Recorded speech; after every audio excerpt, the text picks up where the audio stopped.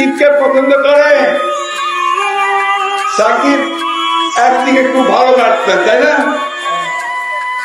আবার সে স্পিন বল করে, আরেকটা স্পিনার, এটা কি বলে জানেন? গুগলি। ব্যাটসম্যান কিছু বোঝার আগে সিস্টেম নাই, মিনিস্টার নাই, বল আউট।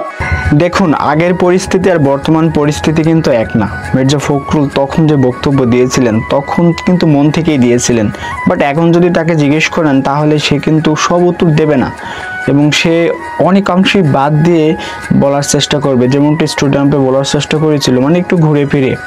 এখন বিষয়টা হচ্ছে এই প্লেয়ারের ক্ষেত্রে হয়েছে কি, মানে একটা দলের সাথে নেগোসিয়েশন করার কারণে এখন অনেকেই যে মন থেকে যে কথাটা বলতে চায় কোনো একটা কারণে আটকে যায়।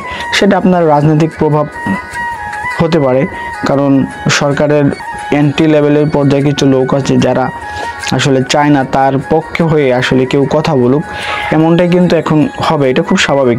তবে আমরা যদি আগের অনেক ভিডিও খুঁজে পাই বা সেখানে দেখে থাকি, সেখানে কিন্তু একতরফাভাবে তাকে সাপোর্ট করা হয়েছে, সেই সাপোর্টটা কিন্তু এখন আর নেই।